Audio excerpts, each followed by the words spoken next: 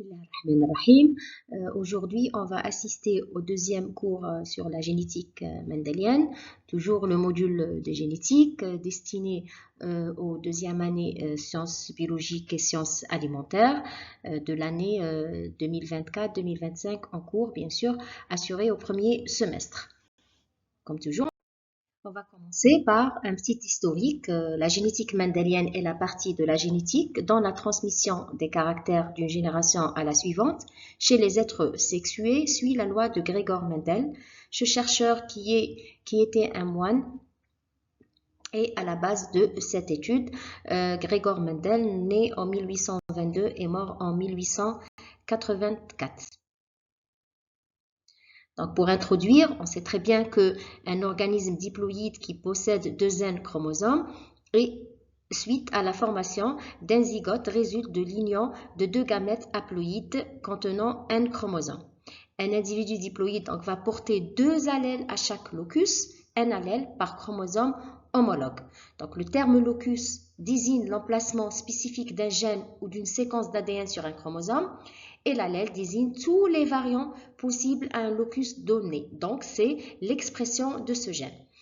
Lorsque chez un individu diploïde, les deux allèles sont identiques, cet individu est dit homozygote. Et lorsque les deux allèles sont différents, on dit que ce gène ou bien cet individu est hétérozygote pour le locus considéré. Donc, l'hérédité autosomique a été établie par l'expérience de Mendel.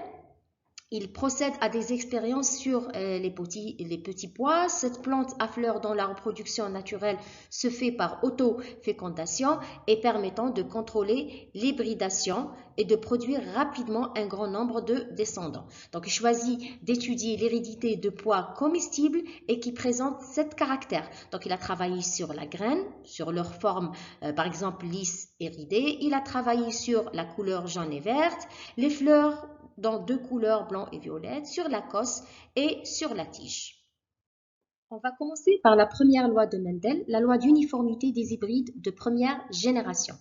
Donc pour la première expérimentation, il va travailler sur un seul caractère qui est qualifié par monohybridisme, par exemple la couleur de la fleur, qui peut être violette ou bien blanche. C'est une expression phénotypique de chacun des deux allèles du gène que Mendel va nommer facteur. La reproduction se fait naturellement par autofécondation, donc il arrive donc à sélectionner les lignées pures dont tous les individus possèdent toujours la même forme alternative, soit une lignée parentale à fleur violette ou bien que l'on appelle P1 pour la suite du raisonnement. Et l'autre qui est la blanche que l'on appelle P2 et il s'agit donc d'individus homozygotes. Pour le gène considéré, il ne possède qu'un seul type d'allèle. On le voit bien sur l'image, donc grand V pour la fleur violette et petit v pour la fleur blanche. Les individus qui sont obtenus par croisement de P1 et de P2 sont donc hybrides que l'on note habituellement la F1. Une deuxième génération appelée F2 est produite par reproduction naturelle par autofécondation des F1. Et du coup, Mendel va énoncer la première loi ou principe de la ségrégation des caractères. Les gamètes sont pures et ne portent qu'un allèle de chaque gène haploïde. Et les gamètes sont ségrégées par la suite et les individus sont formés par combinaison au hasard des deux gamètes provenant de chacun des parents. Il conclut que les individus de la F1 sont hétérozygotes, grand V, petit v, et présentent un phénotype, une seule couleur, qui était la violette, due à la dominance de cette couleur, donc de l'allèle violet, grand V, sur l'allèle blanc, petit v, du même gène. La deuxième loi de Mendel, c'est la loi de la disjonction des allèles. On obtient la génération F2 par l'autofécondation de la F1, donc la fleur violette avec la fleur violette. Donc on va faire un petit tableau, grand V, petit v avec grand V, petit v, et on va obtenir 4 descendants. Donc grand V va donner un caractère en phénotype violet, parce que déjà il est homozygote. Grand V, petit v, malgré qu'il est hétérozygote, mais il va donner la même couleur. Pourquoi? Parce que la couleur violette, elle est dominante. Et le petit v, le dernier caractère, sera d'une couleur blanche. Donc la couleur blanche qui était chez les parents P2 va apparaître en deuxième génération. Ce caractère qui est récessif, la couleur blanche, ne va apparaître qu'en étant homozygote. Donc, vous aurez un résultat de 3 quarts violet, 1 quart. On appelle ça le modèle 3-1. Donc, d'où la dominance, bien sûr, de la couleur violette. Maintenant, je vais vous parler d'un autre croisement. Donc, on va ouvrir une petite fenêtre, le croisement de retour, ce qu'on appelle le back-cross. Pour déterminer le génotype de la F2, on effectue le croisement de retour. C'est quoi? C'est de croiser un individu inconnu, par exemple, qui est violet, mais on ne sait pas son génotype, s'il est grand V ou grand V, petit v, avec un parent homozygote récessif, donc petit v. Donc, en fonction du résultat, on va déterminer si le parent est homozygote ou bien hétérozygote. Donc, si on a un résultat de 50%, 50%, donc 50%, pardon, donc 50% violet, 50% blanc, donc on va dire que le parent était hétérozygote. Mais si on a 100%